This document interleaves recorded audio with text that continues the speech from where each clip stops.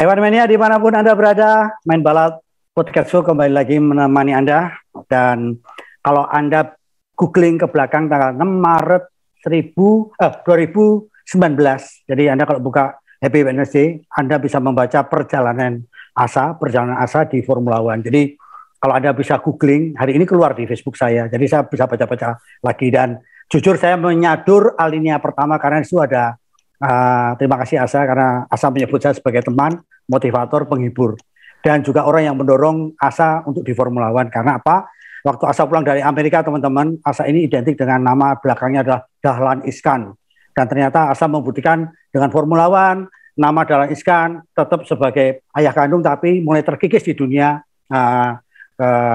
kewartawanan. Kemudian semakin kuat karena namanya identik dengan basket karena punya DBL, semakin kuat lagi karena punya grup sepeda atau juga punya merek sepeda BNSC, kemudian juga semakin kuat karena punya atau sebagai presiden Persebaya. Jadi kalau teman-teman masih muda silakan dibaca di situ bagaimana perjuangan seorang Asa, dan saya tahu persis teman saya ini sangat konsisten sekali.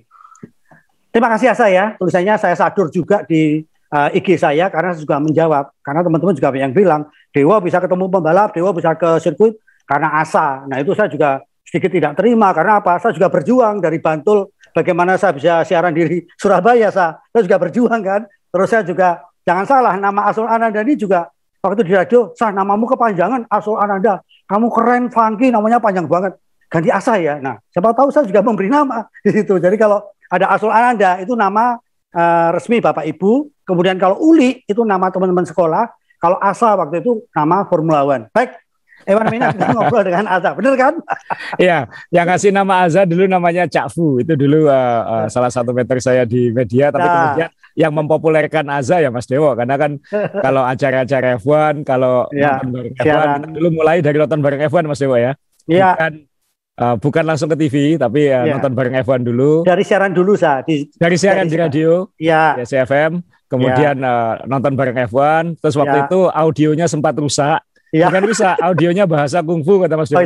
Bahasa apa? Mandarin ya. Mandarin ya. Terus kemudian minta tolong, Zah ini supaya penontonnya paham, kamu yang komentarin sepanjang acara gitu. Akhirnya memulai jadi komentator F1 ya gitu, gara-gara audionya bahasanya nggak banyak yang paham waktu itu. Terus kemudian ke TV dan lanjut sampai ya moga-moga nggak bosan-bosan sama F1. Karena F1 jadi hiburan saya sekarang Mas Dewo. Bukan lagi. Makanya Oke, jadi waktu itu kan kalau di radio nama-nama kan harus diganti biar keren. Saya Dewa Yono karena bapak saya Condro Pratomo namanya Dewa Pratomo. Makanya waktu itu asa-asa kamu asa aja jadi lebih keren. Baik Hewan Mania, sekarang kita ngomongin Formula One. Saya ada pertanyaan dari IG saya di DM. Ya. Om Dewa tahu nggak apa permasalahannya kenapa kedelai di Indonesia menghilang? Waduh, saya bilang saya nggak tahu ya. Pokoknya kalau ada orang yang ngomongnya mencela-mencela, tangkap saja Pak. Pasti dia penimbun kedelai, karena apa? Esok tempe, sore deli. Jadi itu namanya mencela-mencela, udah tangkap aja, saya bilang gitu. Terus ada tanya lagi ke saya, Om Dewa tahu kenapa minyak goreng menghilang? Waduh, nggak tahu, saya nggak paham di situ. Tapi kalau ada orang yang jidatnya itu berminyak, tangkap aja. Pasti dia penimbun minyak. Nah ini saya baru bisa menjawab, saya ada pertanyaan. Kenapa daging sapi sekarang ini menghilang dan harganya mahal? Saya baru bisa menjawab karena saya mengikuti Formula One. Ini adalah permainan kelas dunia, di mana Red Bull menaikkan semua harga daging di seluruh dunia, gara-gara Red Bull harus membayar Max Verstappen sangat mahal, sehingga dia harus mencari keuntungan daging di seluruh dunia. Baik Hewan Mania, kita ngomongin kontrak. Ngomong ada dari sini dan kita masih menunggu tes berikutnya. Jadi kita pengen tahu, ini banyak kontrak yang gila-gilaan, multi years, kemudian harganya selangit. Menurut kamu, menurut Asa ini apakah sepadan dengan harga segitu ya untuk seorang Max Verstappen yang baru pertama kali juara dunia, hampir menyamai yang sudah berkali-kali juara dunia. Silakan, Za. Menyalip malah Mas Dewo. yang bahwa dia akan memperpanjang di Red Bull kan sebenarnya bukan kejutan ya, karena kan waktu di Abu Dhabi ketika dia ngunci juara dunia kan dia langsung ngomong di radio, bisa nggak kita melakukan ini 10-15 tahun ke depan. Tapi kan itu kan omongan kebahagiaan anak muda yang spontanitas ya, dibesarkan oleh lingkungan itu dan tidak ingin kemana-mana, nyaman di situ. Bahwa dia akan diperpanjang saya kira bukan pertanyaan. Yang jadi mengejutkan adalah sampai 2028. 2028 itu Indonesia hampir pemilu lagi.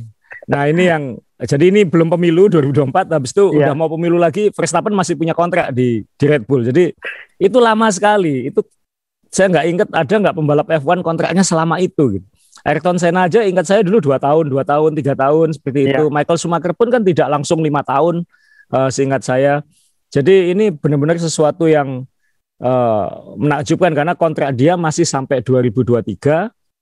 Diperpanjang lagi 5 tahun, jadi totalnya masih 7 tahun dari sekarang, dan itu nilainya sih saya kira kalau sekarang mungkin fantastis ya, katanya sih mungkin nanti itu ada klausalnya Mas Dewa ya, mungkin basicnya segini, kalau dia menang tambah segini, kalau dia juara dunia tambah segini, dan itu nilai maksimalnya katanya bisa mencapai 50 juta euro, berarti itu kan kira-kira hampir 800 miliar setahun.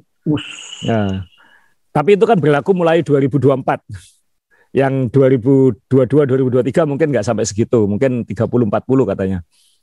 Nah ini mungkin itu kelihatan mahal sekarang, tapi mungkin 5 tahun lagi itu sudah nggak setinggi itu mungkin.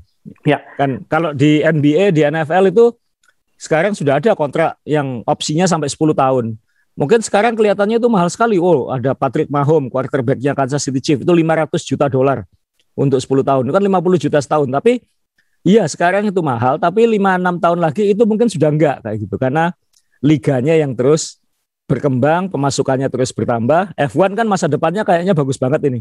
Jadi Red Bull mungkin pede untuk invest besar itu karena dia tahu masa depan F1 sudah bagus ini. Sudah punya planning ke depan, sudah tahu 2026 seperti apa, sudah tahu nanti seperti apa, dan perkembangannya 2-3 tahun terakhir luar biasa. Nah mungkin ya itu jadi alatnya Red Bull untuk yaudahlah kita pede aja. Dan Horner kan bilang ini menunjukkan niatan. Ya enaknya kan gitu Mas Jo. Kalau misalnya liganya jelas, olahraganya jelas, masa depan jelas, berani bikin planning jauh ke depan. Saya mau nyenggol Liga Indonesia dulu sih karena saya sebagai presiden Persebaya kan. Gimana kita mau planning 5 tahun, planning setahun aja nggak tahu kapan mulainya lagi. Nah itu yang harus ditekankan. Nah ini di F1 luar biasa. Dia berani berani menginvestasikan sampai kita belum tahu yang punya Red Bull masih hidup atau enggak 5 tahun lagi. Kan sudah tua sekali itu Dietrich Mateschitz. Tapi secara institusi, secara tim balap, perusahaan balap berani invest sejauh itu. Nah ini satu. Jadi ya kita akan melihat Red Bull intinya nggak akan ganti bintang lah sampai 2028 kalau semuanya berjalan sesuai rencana. Kan kita nggak tahu, Tuhan yang mengatur. Tapi semuanya lancar. Itu luar biasa menurut saya. Saya nggak ingat sejak saya ngikuti F1 ada kontrak sepanjang ini. Mungkin nanti hanya Lance Stroll yang bisa ngalahin Mas Jo karena dia yang punya tim. Saya boleh bertanya ini karena nyenggol liga tidak bermaksud apa-apa, saya juga awam, cuman saya tertarik gitu kalau seandainya aturan itu jelas. Di Formula One aja kemarin yang kita lihat Formula One sudah mendoli pakai VAR, sudah pakai apa, udah canggih sekalipun juga kemarin tanda petik masih kebobolan di Abu Dhabi kan. Tanda petik ya, saya nggak tahu mana yang benar, mana tapi kan itu pun juga sudah ada evaluasi yang luar biasa. Nah, sebenarnya kalau tadi Asa, karena Asa ini juga kita sambil belajar marketing ya, teman-teman, karena Asa ini pelaku bisnis di basket, sepeda, kemudian bola-bola tadi sempat disinggung kalau setahun aja nggak jelas gimana kita membuat plan ke depan kayak apa. Nah, berarti menarik ya kalau dulu kita ingat zaman Orde Baru dulu ada Repelita, rencana pembangunan 5 tahun. Minimal 5 tahun ke depan itu udah jelas gitu ya saya. Iya. Perusahaan kan seperti itu Mas Jo. Short term itu 1 tahun, medium term itu 3 tahun, long term itu 5 tahun. ini lewat 5 tahun. Gitu ya. Ini lewat 5 tahun. Ini rencana 7 tahun. Luar biasa Red Bull. Ya, jadi itu teman-teman. Tapi ada pertanyaan lain, Ini kalau misalnya tadi Asa bilang kita baru ngeh ya, ternyata kita juga diingatkan bahwa gajinya gede, tapi ini jangka panjang, dan nanti juga kita tahu bahwa bisnisnya akan berkembang, mungkin jadi uangnya tidak terlalu besar, mungkin juga siapa yang menang nggak tahu, tapi pembalap ini secara perorangan kan masih boleh mencari sponsor kan, Bisa, dan Red Bull ini kan barusan dapat 2 sponsor besar, itu Oracle yang katanya Ada yang bilang 300, ada yang bilang 500 juta dolar untuk 5 tahun. Lalu yang sponsor di sayapnya itu juga katanya itu 150 juta dolar untuk 3 tahun. Jadi minimal dia 3 sampai 5 tahun ke depan punya tambahan sponsor. Tapi harus diingat, pemasukan utama F1 kan bukan dari sponsor, Mas Yo. Pemasukan utama F1 itu dari revenue yang dihasilkan oleh F1. Iya. Bukan dari sponsor. Nah ini yang juga di Indonesia pemahaman itu juga belum banyak. Kayak Liga Inggris, kenapa hanya perlu satu sponsor di baju? Karena pemasukan utamanya bukan dari sini. Pemasukan utamanya dari liganya. Iya. Jadi revenue yang dihasilkan liga dibagikan ke peserta. Sama kayak F1. Semua hak siar TV, semua merchandise yang kita beli itu kan revenue-nya mungkin ada yang masuk ke F1. Kemudian dari F1 itu nanti didistribusikan 51%-nya kalau nggak salah itu ke tim. 10 tim dibagi berdasarkan prestasi. Nah, jadi kan dari situ aja tim-tim kayak Haas mungkin dia bisa nggak ada Mazepin mungkin nggak masalah. Kenapa? Dia punya cukup uang dari F1 untuk hidup tahun ini gitu. Jadi ini sekali lagi sponsor itu kayak bonus kalau di olahraga maju. Yang utama adalah revenue yang dihasilkan oleh liganya karena liganya harus siap kalau nggak ada sponsor kayak gitu. Iya, jadi liganya harus sebagai perusahaan. Tapi pertanyaan tadi, sorry saya ingatkan lagi, saya koreksi. Pertanyaan saya tadi adalah, apakah pembalap seperti Max Verstappen, pembalap bukan tim, apakah juga masih punya hak untuk mendapatkan sponsor gitu? Tiap pembalap saya kira beda-beda ya klausal kontraknya dengan tim. Tapi kenapa enggak Mas Yo? Misalnya kalau ada supermarket di Belanda pengen sponsori Verstappen, kenapa enggak kayak gitu? Kalau misalnya ada toko roti hanya di Belanda ingin menggunakan image-nya dia, kenapa tidak? Misalnya buktinya kan di MotoGP kan ada banyak dari Indonesia kan tadi malam Antangin dapat karena Grace ini juara di Qatar. Nah ini kan dunia marketing ini kan sudah global sekarang, jadi bukan lagi apa di tim itu, tapi dia nanti bisa mungkin ada lokal-lokalnya lagi yang bisa itu ke personal bukan ke tim. Enaknya ke tim adalah apapun sponsor-sponsor personal itu brand timnya ikut ke bawah kan, so. Jadi misalnya ada toko roti Sumbersari di Pasuruan ingin mensponsori Max Verstappen, Max Verstappen pembalap Red Bull adalah pemakan roti Sumbersari, misalnya kan kayak gitu. Jadi jadi ada interconnecting. Ya ini teman-teman, jadi kita belajar bisnis dan beruntung sekarang ini pembalap. Kasihan Ayrton Senna, kasihan Michael Schumacher, belum ada medsos. Jadi dulu dia juga punya IG, punya apa, nggak ada sponsornya di situ. Kasihan ya yang dulu ya. Tapi mungkin anak dulu Mas Yo kan nggak ada apa ya, lebih tenang juga hidupnya karena nggak bergantung pada jempol-jempol itu. Duitnya kan kurang lebih aja mungkin. Iya. Ya kita juga, makanya kita ini juga kalau kasihan juga ya kalau teman-teman nggak punya wifi terus kita podcast sampai 1 jam gitu. Berapa pulsanya yang tergerus, nanti kita lama-lama di endorse oleh nih. Operator ini. Ini kalau saya jadi ngeri juga ya kalau Max Verstappen ini jangka panjang. Kemudian saya lihat Akademi Red Bull ini termasuk akademi yang menurut saya luar biasa. Ternyata banyak pembalap yang lulusan dari sana. Kita tahu persis 2015 kita di Melbourne tahu pertama kali yang namanya Max Verstappen pertama kali di situ tampil dengan Toro Rosso, kita tahu kan. Kemudian dia ke Red Bull. Setelah itu teman-temannya yang seusia dia ditandemkan, nggak ada yang berhasil. Gimana nasibnya para pembalap akademi itu, Sa? Ya ini yang kemudian jadi pertanyaan berikutnya kan. Apa yang terjadi sama Akademi Red Bull? Terus belum kita ngomong nanti konsekuensi ke pembalap-pembalap muda lain yang ada di F1 kan Mas Yo? Iya. Karena biasanya kontrak itu ngikuti pembalap yang paling hot. Misalnya dulu Michael Schumacher atau Ayrton Senna, semua kontraknya ngikuti Ayrton Senna karena berharap kalau kontraknya Senna habis dia pindah ke sini kayak gitu kan. Ya. Jadi semua menunggu pembalap utamanya lalu kontraknya ngikuti itu. Nah sebelum Verstappen kan Hamilton. Kontraknya Hamilton itu habis 2023 seharusnya. 2023 nanti. Jadi Hamilton masih 2 tahun lagi lah minimal di F1. Kalau setelah itu dia pensiun atau dia pengen lanjut itu macam-macam konsekuensinya. Tapi kayaknya sekarang kan acuannya ke Verstappen gitu. Nah, saya pengen nampilin foto ini. Ini Verstappen dengan Wolf, tapi ini kalau kita lihat masih di Toro Rosso ya. Kalau kita lihat polonya, ini foto lama. Ini masih ada BlackBerry di Toto Wolff. Nah ini kan hal-hal begini ini kan di pedok banyak Mas Yo, yang bisa dijadikan spekulasi, foto lama muncul lagi sebagai spekulasi. Nah, kontraknya Verstappen habis 2023. Kontraknya Hamilton habis 2023. Ada benang merahnya kan?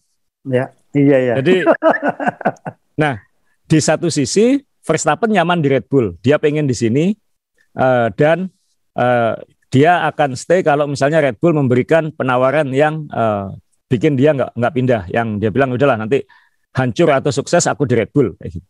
Kan ada pembalap yang nggak mau lama-lama karena dia pengen sukses di tempat lain. Gitu. Kalau misalnya Ferrari memburu, misalnya kayak dulu kan masa aku di sini terus.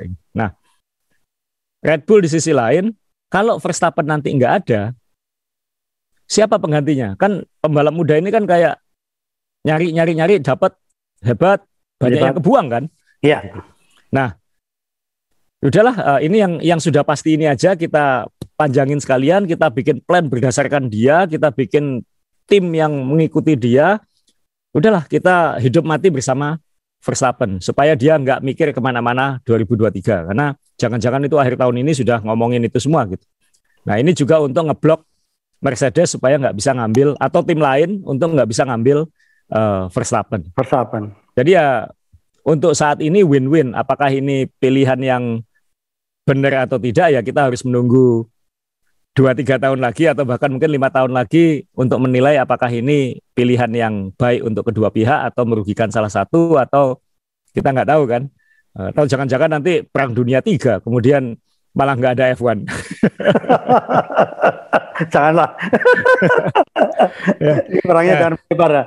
Iya, tapi itu konsekuensi di Red Bull bahwa nanti jangan-jangan setelah ini nanti program pembalap mudanya mungkin akan lebih direm atau dihentikan sama sekali. Apa? Sudah panen, sudah dapat apa yang dicari. Iya. Kan kita mencari satu superstar. Kalau sudah ada superstar itu ya udah kita stay sama itu kan kita stay sama dia gitu. Karena sangat sulit mencari yang seperti ini, kira-kira kayak gitu. Iya, Ewan Mania. Jadi kalau Anda lihat lightingnya Asa ganti, bukan Asa sedang di klub, itu ada di luar, dia ada kalau saya lagi di Bali, dia sepedaan, jadi bukan sepedaan Mas Dewo kan apa? Saya bukan bersepeda di Bali, saya bersepeda ke Bali. Oh, bersepeda ke Bali, salah ya, jadi. Beda ya, bukan bersepeda di Bali, saya bersepeda ke Bali, tapi di sini kan ya kebetulan Persebaya sedang di sini dan ada beberapa meeting-meeting yang saya harus lakukan selama di sini. Jadi bersepedanya ke Bali. Ke Bali, jadi dari Surabaya ke Bali. Jadi teman-teman kalau sinarnya dia berubah-ubah karena dia lagi ada di outdoor. Jadi ini cukup menarik ya. Apakah juga sekarang pembalap muda dari tim lain juga sudah pada dikunci? Nah, karena apa? Nanti kalau Asa tadi bilang kartu asnya keluar si Lewis Hamilton, ini akan berubah semua.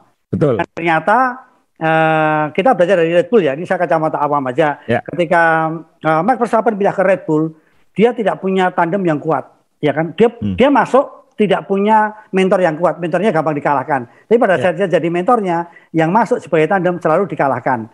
Nah, ini apakah seperti itu, Sa? Tim lebih senang cari yang sudah pasti aja, cari yang sudah berkualitas begitu, Sa. Sehingga sekarang pada dikunci semua yang muda-muda dari tim lain. Ya, yang saya lihat sekarang lebih banyak cari yang muda yang jelas daripada yang sudah lama di F1 tapi ya begitu-begitu aja. Standar, kecuali mungkin tim-tim yang memang masih mencari pamor ya. Maaf seperti Aston Martin, dia butuh Vettel. Karena bagaimanapun Vettel itu mantan juara dunia sehingga Vettelnya yang membawa kredibilitas ke Aston Martin misalnya begitu. Alfa Romeo mengambil Bottas meskipun Bottas bukan juara dunia tapi kita punya pembalap yang minimal solid seperti itu, yang pernah menang. Jadi yang punya pengalaman untuk membangun timnya. Jadi tujuan tim kan macam-macam. Nah, untuk Red Bull kan mungkin kita sudah nemu berlian, ya udah kita keep berlian ini gitu. Ferrari mungkin sudah duluan merasa punya berlian di Charles Leclerc sehingga Leclerc itu dikontrak sampai sampai 2024. Jadi kontraknya Leclerc sendiri sudah nggak sinkron dengan Verstappen dan Hamilton kan kayak gitu. Jadi dari awal sudah dikunci duluan, tapi kontraknya Sainz seharusnya habis tahun ini. Nah, Sainz ini sekarang ya kok udah diisi semua gitu. Jadi mungkin nanti Sainz juga katanya sih sudah mulai nego dengan Ferrari untuk memperpanjang di Ferrari. Jadi mungkin Ferrari juga sudah settle. Red Bull siapapun nomor 2-nya kan masih bisa ganti-ganti Mas Yo. Iya. Nah, kan konsekuensi pembalap Red Bull yang lain kan misalnya Gasly. Gasly itu punya kontrak dengan Red Bull sampai tahun depan, sampai 2023. Jadi ya mungkin dia akan memilih di AlphaTauri terus sampai 2023 misalnya. Syukur-syukur AlphaTaurinya bisa membantu dia menang lagi.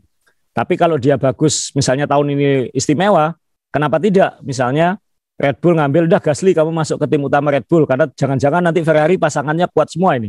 Kita butuh 2 yang kuat. Jadi enaknya Red Bull tetap meskipun dia terkunci dengan Verstappen, tapi dia masih punya fleksibilitas untuk nomor 2-nya ini. Nomor 2-nya. Anak muda atau senior atau apa itu tetap bisa fleksibel. Beda dengan Ferrari zaman Schumacher kan, tetap butuh pembalap 2 senior yang solid gitu. Ini yang agak beda. Di Red Bull. Red Bull tetap punya opsi bisa naikin pembalap muda, dan harus ingat masih ada Albon yang sebenarnya hanya dipinjamkan setahun ini di Williams. Kalau misalnya tahun depan kursinya Red Bull penuh, ya dia di Williams lagi aja misalnya kayak gitu. Jadi dia kan secara resmi dia bukan pembalap tidak dikontrak Red Bull, tapi helmnya kan masih Red Bull.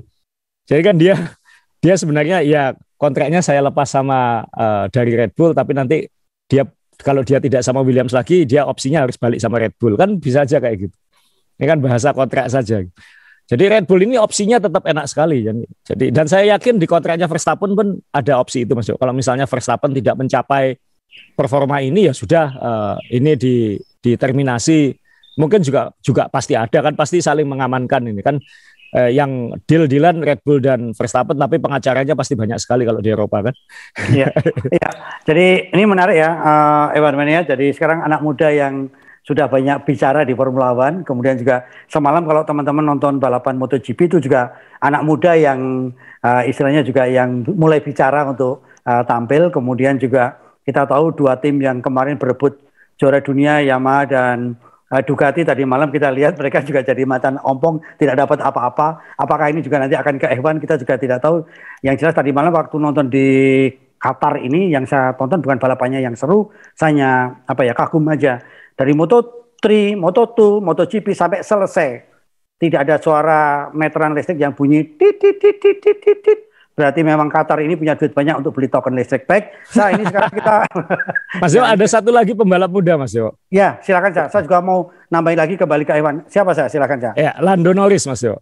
Nah, silakan Lando Norris ini sebelum Verstappen sudah duluan perpanjangan sampai 2025. Ya. Dia sudah nggak sinkron sendiri. Mungkin dia sudah tahu bahwa ini Ferrari nggak akan keisi sampai kapan. Red Bull kayaknya dia sudah tahu Verstappen bakal di sana terus. Aku nggak mungkin ke sana. Jadi aku kalau lihat Alpine kok kayaknya seperti itu. Jadi saya kalau pengen karirnya tetap baik ya mungkin stay di McLaren. Apalagi lihat komitmen McLaren seperti itu. Jadi ya ini unik karena kita punya banyak pembalap muda yang nggak akan pindah-pindah dalam 2-3 tahun ke depan itu. Jadi silly season-nya mungkin nggak terlalu silly nanti beberapa tahun ke depan. Iya, jadi apa yang ingin saya tanyakan dari jawab Asa, saya juga kepikiran kalau memang Lewis ini keluar pasti Lando mungkin jadi yang utama juga, mungkin karena sudah terbiasa dengan mesin Mercedes, ya kan, bisa jadi seperti itu kan. Tapi saya juga jadi jadi mimpi pembalap muda ini yang lainnya juga benar-benar ini mungkin bisa jadi orang jadi stres, kemudian udahlah setahun 2 tahun hilang, atau mungkin juga pemicu bagaimana bisa mengalahkan. Karena kalau kita kembali kayak Max Verstappen ini kan juga mentalnya juga luar biasa Bagaimana menghadapi Lewis Hamilton yang tahun lalu seperti itu, belum tentu loh semua orang kuat dengan tekanan seperti itu sampai menabrakkan mobilnya segala itu kan menurut saya juga ini kan memang buas ini orang ini. Apakah yang dibutuhkan di F1 kembali seperti itu saja. Jadi memang harus punya talenta hemat ban, kenceng, kemudian juga ada buasnya yang sering saya katakan pembalap F1 itu memang kadang-kadang predator gitu kan. Ya, yang jelas Red Bull sudah menemukan singanya dia kan, atau bantengnya dia kan itu. Jadi mungkin dia selama ini kan dia sudah bertahun-tahun kan Mas Yo, sejak awal 2000-an itu kan nyari pembalap terus itu. Nyari pembalap terus. Mungkin ya baru ketemu sekarang. Yang hampir mungkin kan ada Daniel Ricciardo, Sebastian Vettel sudah menjadi juara dunia. Mereka sudah pernah pengalaman punya yang seperti ini. Tapi kemudian setelah Vettel nggak ada, siapa ya berikutnya ya? Ternyata ya mereka sudah menemukan ini dan bilang udah kamu nggak usah kemana-mana, kamu di sini aja. Dan kita sama-sama grow up. Kalau Mercedes kan dia sudah nyiapin Russell ya. Jadi kalaupun Hamilton pensiun di akhir 2023, siapa tahu Russell sudah bisa siap menggantikan. Matang, ya. Masalah bagi Mercedes adalah kalau Russell ternyata enggak. Itu yang mungkin nanti masih ada Vettel, mungkin kembali ke pembalap senior atau apa. Jadi dalam hal ini yang agak, ya, Mercedes nggak punya masalah pembalap, bukan berarti Mercedes punya masalah pembalap. Sesaat ini Mercedes nggak punya masalah pembalap, masih punya Hamilton, masih punya yang the best. Mungkin the best dalam sejarah. Ya. Tapi Mercedes baru akan punya problem ini di akhir 2023. Kalau Hamilton memutuskan pensiun, karena lo Verstappen sudah nggak bisa. Lo Lando Norris masih harus nunggu sampai 2025. 2026 maksudnya. Lo Leclerc nggak bisa. Siapa yang bisa ya? Ada nggak yang muda lagi yang naik ya? Atau jangan-jangan kita terpaksa mau nggak mau harus ngambil Ricciardo, harus ngambil Vettel, atau jangan-jangan Alonso. Alonso kan mungkin masih balapan sampai umur 50 itu kalau lihat performanya seperti itu ya. Saya sebelum ngomongin pembalap yang lebih senior dampaknya terhadap yang muda sudah pada dikontrak permanen. Saya mau bertanya lagi soal marketing saya. Apakah Red Bull salah satu tim yang sangat tepat memilih pembalap muda, agresif, sesuai dengan sponsornya? Kan kadang-kadang sponsor juga memilih pembalap, karena biar inline dengan target market yang akan dituju oleh si sponsor gitu, saya. Kalau juara dunia pasti kan yang penting kan terkenal, terbukti hebat, punya banyak fans, dan Verstappen meraih itu dengan cara yang paling susah tahun lalu. Dia sudah bikin gempar jadi juara lomba termuda, umur 17 tahun sudah masuk F1, umur 18 tahun sudah menang, dan sekarang sudah jadi juara dunia. Jadi ya saya kira kalau buat Red Bull itu kan image-nya harus agak muda, agresif, marketnya lebih mudah, jadi saya kira dapat. Tapi kan kita ngomong ketika dia umur 31 apakah masih relevan nanti? Nah itu kita lihat. Tapi secara perusahaan kan saya kira Red Bull itu kan bukan sponsor, Mas. Red Bull ini dalam konteks F1 ini, Red Bull ini kan perusahaan balap. Jadi sponsornya kan, sponsor utamanya bukan Red Bull, sponsor utamanya Oracle sekarang. Oracle ya. Pinter ya. Jadi dia dapat dua-duanya aja gitu. Pinter ya, kreatif ya marketingnya ya. Luar biasa ini. Ya, ini pembalap seumuran saya, di bawah saya. Ini nasibnya gimana ya kalau yang muda-muda sekarang udah ngelonjak semuanya, yang tua-tua ini apakah benar-benar nanti harus pindah ke Le Mans? Le Mans juga butuh, dia pasti ngantuk-ngantuk udah tua. Apa saya yang cocok gimana? Dampaknya untuk yang tua-tua gimana ini? Ya saya kira ya jelas masa depan F1 kan ke pembalap-pembalap. Mereka kan juga balapan online kan ya. Ya Norris, ya Verstappen, ya Russell, ya Leclerc. Ya ini Sainz, ini masa depan F1. Moga-moga nanti Mick Schumacher ada di situ. Mungkin nanti Oscar Piastri mungkin bisa nyusul. Tapi F1 menurut saya dalam posisi tenang-tenang, Mas Yo. Kenapa? Masa depan kita bintang-bintangnya cukup ini gitu. Jadi F1 tidak kebingungan cari siapa yang mau diangkat ya. Kan itu kan yang susah itu kan. Siapa yang mau diangkat ya? Ini nggak perlu udah. Verstappen masih sangat muda, masih punya kontrak jangka panjang dan sudah terbukti udah punya basis fans besar. Sama kontroversinya dengan dulu ketika Michael Schumacher pertama kali juara dunia kan juga dengan nabrak Damon Hill misalnya kayak gitu. Nah, ini dan secara industri F1 ini terus meroket popularitasnya. Ya, saya kira F1 sudah di track yang luar biasa. Nah, kalau nggak mungkin Red Bull berani invest sampai 2028 seperti ini. Kan 2028 Adrian Newey nggak tahu masih di situ atau tidak. Christian Horner masih di situ atau tidak. Helmut Marko masih hidup atau tidak. Dietrich Mateschitz masih hidup atau tidak. Ya mohon maaf, ya, maksudnya kita kan tidak tahu. Ini kita ngomong 7 tahun ke depan. Gitu. Ya, Luar biasa ya. Jadi F1 sudah agak tenang karena pemain dramanya banyak sekali ya. MotoGP juga pemain dramanya banyak sekali, masih yang muda-muda. Nah, ada tambah lagi soal pembalap sebelum saya akan menanyakan. Kita harus menutup bahwa di mana ada pembalap menaikkan kontrak panjang, ada pembalap yang mungkin karirnya langsung habis kan. Ya, kita harus tampilin sekarang yang sebenarnya bagian dari angkatan ini sebenarnya kan. Si Nikita Mazepin. Ironisnya adalah kan kita ya mohon maaf, kita semua termasuk saya pernah bersalah membuli dia. Banyak yang Mazepin atau apa, dan memang reputasinya di junior pun tidak sebersih itu, dibilang terlalu agresif, terlalu memaksakan, sebenarnya bukan level ini, kalau nggak ada uang orang tuanya nggak bisa seperti ini, seperti itu. Tapi dia kan pada akhirnya tidak pernah mendapatkan kesempatan yang fair untuk menunjukkan kemampuannya yang sebenarnya. Tahun lalu adalah tahun sekolah privat lah. Ya. Haas tidak melakukan apa-apa untuk mengembangkan mobil, tidak melakukan apa-apa untuk ya membantu dua pembalapnya. Yang penting menjalani musim dengan selamat, belajar sirkuit, belajar naik mobil.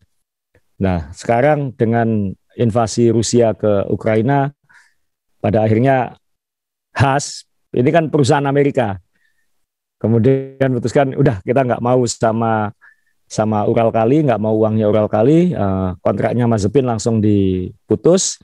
Dengan alasannya kan pasti ada force majeure atau apa.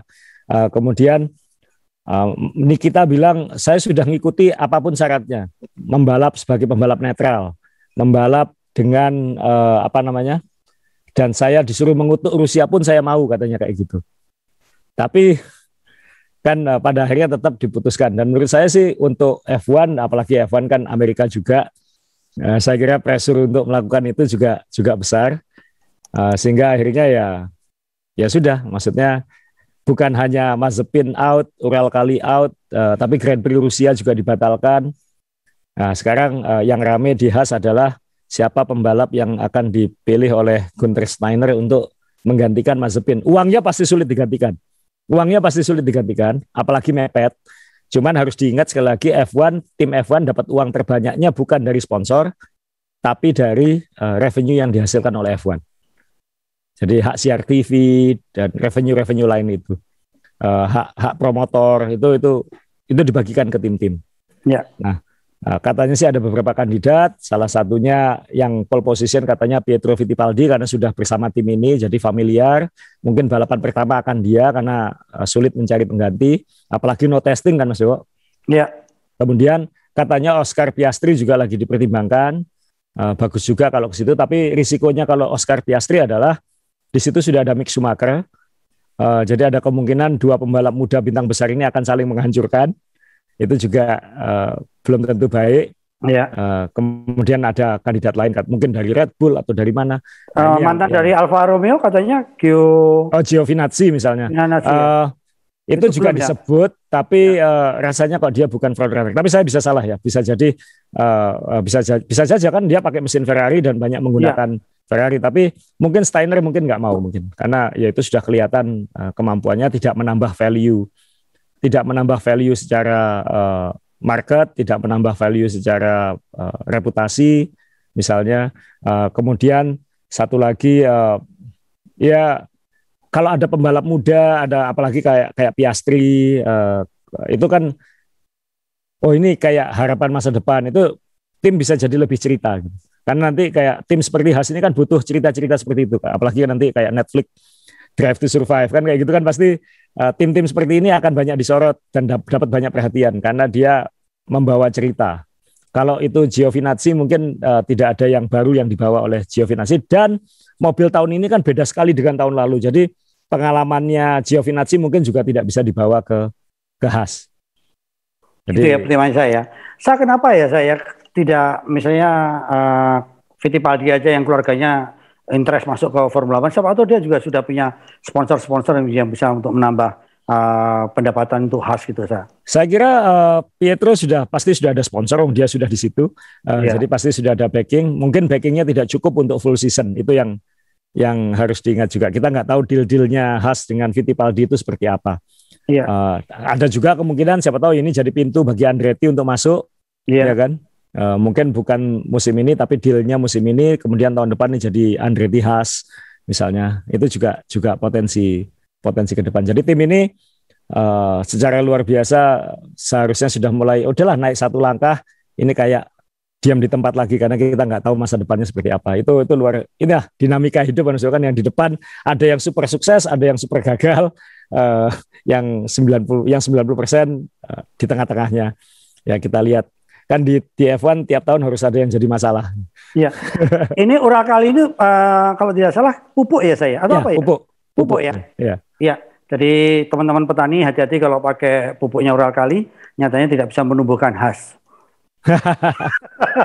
Tidak bisa menyuburkan. Nah, ini kan jujur secara pribadi tahun lalu kalau kita bicara Mas Supin ini yang membuli banyak sekali di lintasan oleh para pembalap, ya kan? Sekarang ini juga lebih banyak lagi hatersnya karena mau tidak mau ya berkaitan dengan instansi negaranya. Nah, secara pribadi di olahraga. Nah, secara si olahraga. Apakah dampak dengan kita bahasanya ya, kita ngeblok tidak boleh ikut keterlibatannya atlet-atlet Rusia di segala bidang olahraga ini, memang dampaknya apakah juga kuat? Kalau ekonomi kan jelas, kalau memang Swift jelas mereka nggak bisa transfer-transferan, tapi kalau olahraga ini apa dampaknya? Hanya kuat sekali bisa mempengaruhi kebijakan yang saya tahu? Banyak sih, kayak yang jelas atlet Rusia tetap boleh tampil di banyak hal dengan bendera netral ya. Rusia dan Belarusia itu bisa netral, jadi nggak bawa bendera negaranya. Ya kayak Indonesia kemarin kan nggak boleh pakai bendera Indonesia kayak gitu. Ya. Saat urusan dengan WADA. Nah, tapi ada juga negara-negara yang menerapkan sanksi terpisah. Kayak misalnya seandainya Mazepin masih di Haas, dia nggak akan boleh ikut Grand Prix Inggris misalnya, karena Inggris melarang pembalap atau atlet Rusia atau Belarusia tampil di negaranya. Jadi tetap ada blok-blokannya, Mas Yo. Jadi tetap tidak senyaman biasanya gitu. Ya, oke. Jadi kalau memakai bendera yang netral boleh ya. Jadi siapa tahu nanti ada banyak naturalisasi ke Indonesia supaya kita kuat itu kan. Ya kan? Tinggal pokoknya Indonesia gampang, punya BPJS udah bisa kemana-mana deh. Pokoknya begitulah. Ya. Oke, Ya. Ada lagi, kita ngobrolin Ural Kali yang nggak ada Mas Yowo. Ya, sekarang kita langsung karena 2 minggu lagi F1 sudah dimulai. Nah, ini saya juga mau bertanya-tanya juga ini, saya ternyata istilahmu odong-odong itu ternyata juga rasanya luar biasa ya. Ternyata bukan masalah kecil di dalam regulasi baru. Walaupun dengan regulasi baru yang memunculkan odong-odong mobil bisa lompat-lompat itu ternyata membantu penjualan tiket di Timur Tengah. Jadi semua di sana udah ludes karena dia pikir ini balapan ini bisa ditiru untuk balapan onta ya kan. Oke, sekarang kita ngobrolin persiapan tes. Ini kira-kira menurut Asa dengan tes pertama, tes kedua banyak yang berubah enggak? Tim-tim termasuk tim-tim besar seperti Mercedes atau tetap seperti itu? Kemarin akhirnya Charles Leclerc ya yang pertama kali bilang rasanya seperti apa odong-odong F1 itu.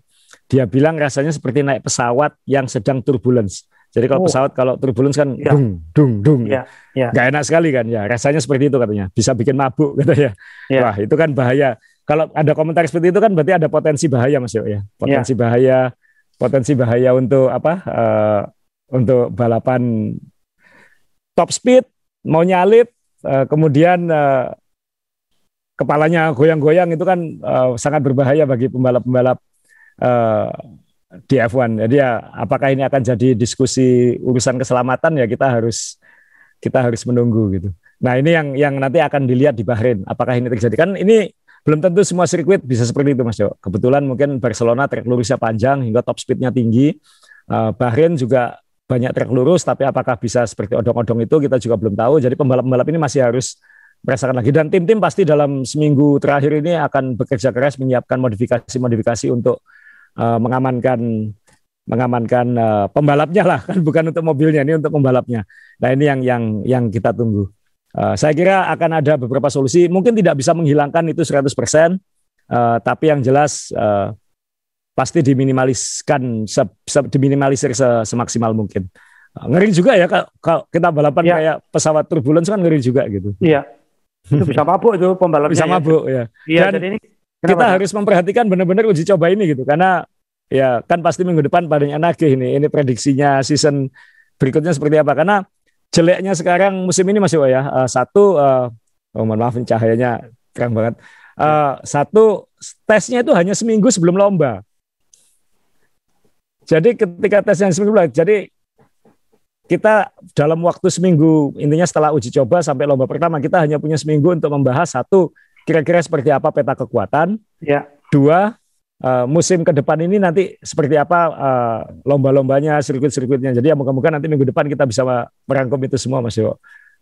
Ya moga-moga Ya kita terima kasih lah ya, responnya podcast ini kayaknya makin Iya. tinggi ya. Terima kasih. Ya, gila.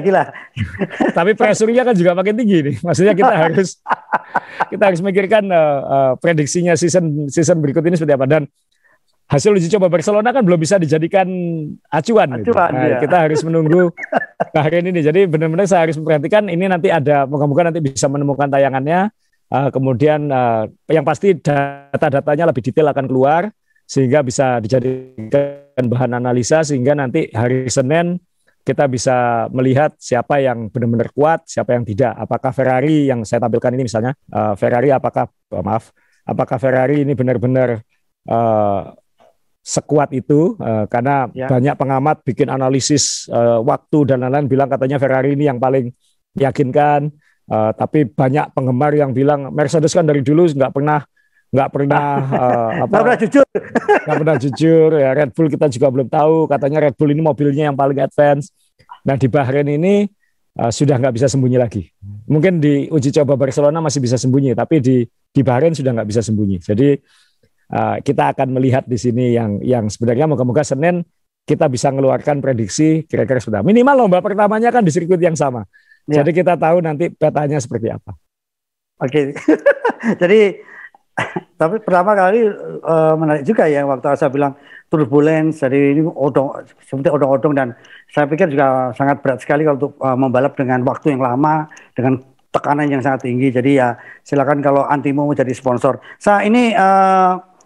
Saya pengen tanya lagi soal ini tes kemarin karena kan kita hanya punya waktu seminggu.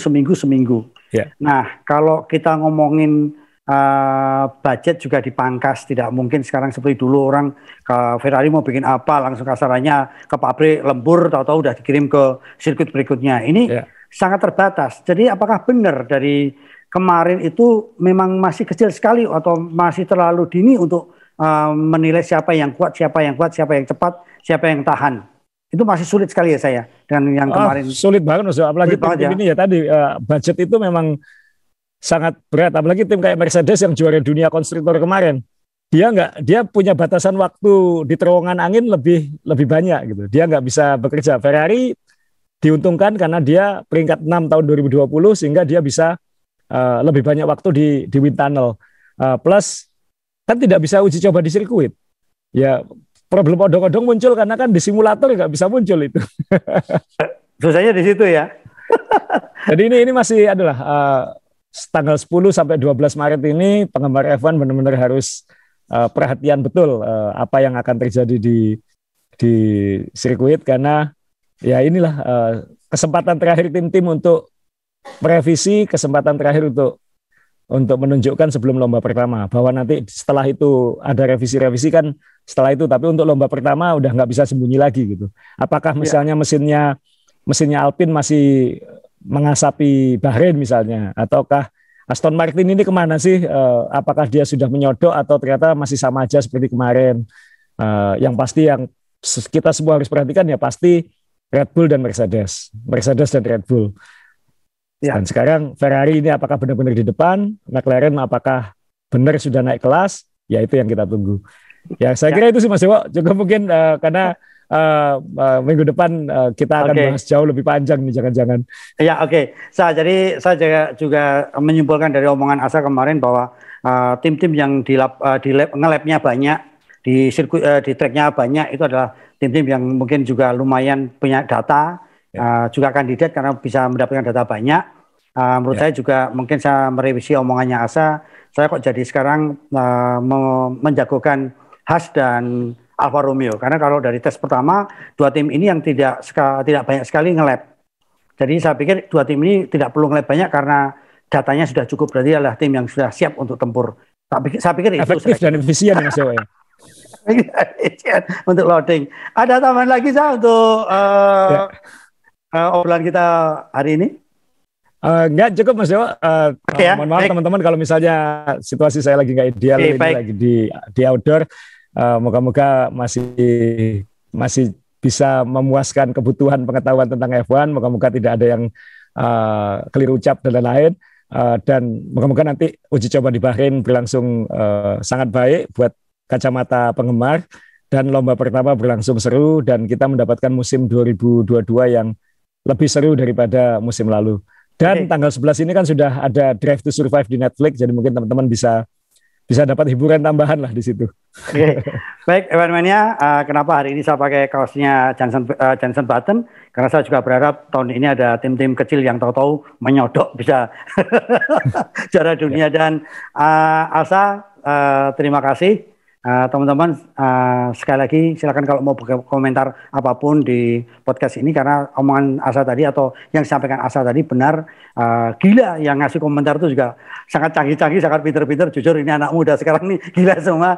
Kalau saya pribadi, saya hanya menang mengkoleksi umur aja gitu. Kalau melihat komentarnya luar biasa, pinter-pinter.